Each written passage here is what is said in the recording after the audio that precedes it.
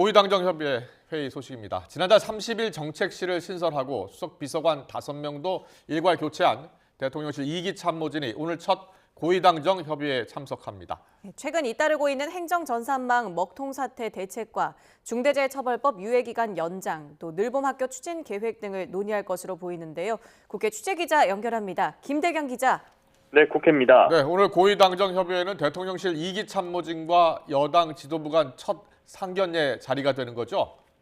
네, 오늘 열리는 고위당정협의회는 지난 10월 29일 이태원 참사 방지 대책과 소상공인 코로나 지원금 환수 면제 등을 논의한 회의 이후 한 달여 만인데요.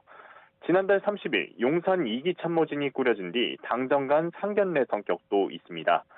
회의는 오후 2시 서울 삼청동 총리공관에서 진행되는데 대통령실에선 김대기 비서실장과 이번에 새로 중책을 맡은 이관섭 정책실장, 한호섭 정무수석, 이도훈 홍보수석, 박준섭 경제수석, 장상윤 사회수석 등이 참석합니다.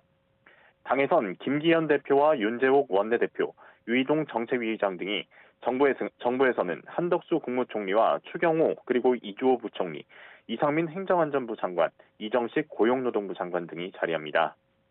오늘 회의에선 최근 잇따른 먹통 사태로 문제를 일으켰던 행정전산망 개선 대책과 50인 미만 사업장에 대한 중대재해처벌법 유예기간 연장 그리고 늘봄학교 추진 계획 등이 논의될 예정입니다. 이런 가운데 이르면 내일 대규모 개각 가능성도 제기되고 있습니다. 장관 교체 대상으론 총선 출마가 예상되는 추경호 부총리와 원희룡 국토교통부 장관, 박민식 보훈부 장관, 조승환 해양수산부 장관 등이 거론되고 있습니다. 부산 엑스포 유치 실패 책임을 묻는 경질성 인사가 단행될지에도 관심이 쏠리고 있습니다.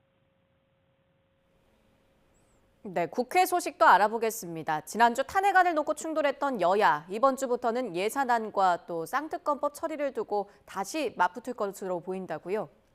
네, 이동관 전 방송통신위원장 탄핵안을 둘러싼 대치정국은 이 전 위원장의 자진 사퇴로 일단락된 형국이긴 합니다.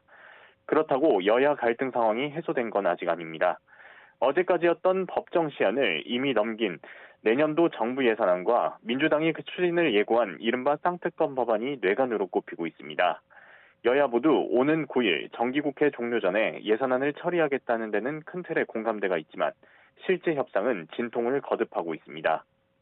연구개발, 원전, 권력기관 특수활동비, 그리고 월 3만 원 청년 교통패스 예산 등 여야가 이견을 보이는 항목이 한두 개가 아니기 때문입니다. 여야는 예결위원장과 여야 간사로 이뤄진 이른바 소소위까지 가동했지만 접점을 찾는 게 쉽지 않은 모습입니다. 특히 민주당이 이르면 오는 8일 본회의에서 김건희 여사 주가 조작 연루 의혹과 대장동 50억 클럽 규명을 위한 이른바 쌍특검 법안 처리를 벼르고 있어서 난항이 예상됩니다. 순직 해병 수사 외압 의혹, 서울 양평고속도로 관련 의혹에 대한 국정조사 추진 여부도 갈등의 중심에 서 있습니다. 여야의 신경전이 갈수록 거세지면서 연말 전국엔 또다시 전운이 감도는 분위기입니다. 지금까지 국회에서 전해드렸습니다.